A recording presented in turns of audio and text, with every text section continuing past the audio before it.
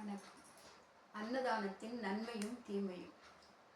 அன்னதானம் எப்படி செய்ய வேண்டும்? பட்டினத்தார் பாட்டு. அன்னமிட்ட பேரெல்லாம் அநேகம் கோடி வாழவே என்றார். அப்படி என்றால் மூட்டை மூட்டையாக அரிசியை அன்னம் செய்து தானம் செய்வதால் ஒரு பலனும் இல்லை. அதனால் பல காலம் பிறவி எடுத்து எடுத்து அந்த உணவை நீங்கள் உண்ண வேண்டும். அப்படி என்று பட்டினத்தாருடைய பாடல் நமக்கு தெரிகிறது.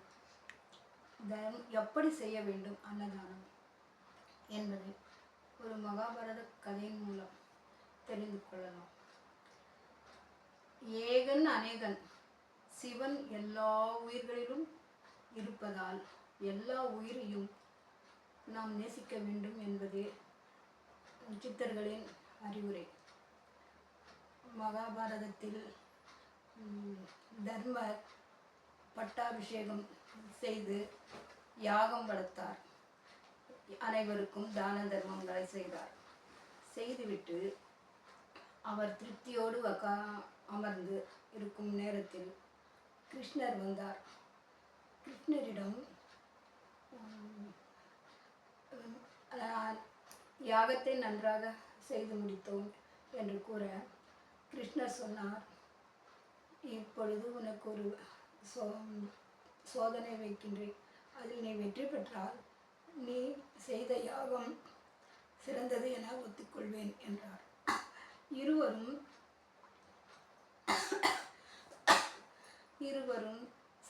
சாலை வழியே நடந்து சென்று கொண்டிருக்கும் பொழுது அங்கு ஒரு குடிசை வீட்டை கண்டார்.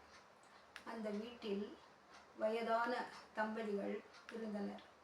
அவர்கள் ஒருவேளை சாப்பாட்டிற்கு உழைத்து ஒரு கேழ்வரகு மாவை கொண்டு வந்து ரொட்டி செய்து உண்ண வேண்டும் என்ற நேரத்தில் ஒரு நாயானது பசியோடு ரொம்ப களைப்புடன் எதிரில் வந்து நிற்க அதை கண்டு அவர்கள் அந்த ரொட்டியை அவர்கள் சாப்பிடாமல் அந்த நாய்க்கு இட்டு மகிழ்ந்தனர். அப்பொழுது கிருஷ்ணர் தர்மருக்கு அதை காட்டிவிட்டு, உன்னுடைய யாகத்தில் அந்த சாம்பலில் ஒரு அணிலை விடுகின்றேன்.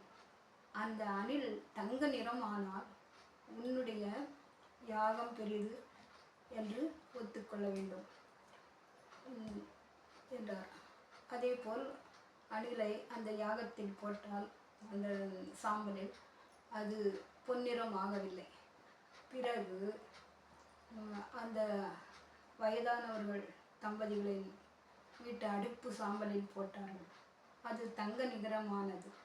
அதை கண்டு அவர் சொன்னார், உன் யாகத்தை விட அவர்கள் செய்த தர்மமே பெரியது. அப்படி என்று கிருஷ்ணர் தர்மருக்கு உணர்த்தினார். நாம் இருக்கும்போது பல கோடியில் 1 கோடி பணத்தை உண்டியல் போட்டாலும், தான தர்மம் செய்தாலும், அன்னதானம் செய்தாலும் கடவுள் ஏற்றுக்கொள்வாரா என்பது நமக்கு தெரியாது.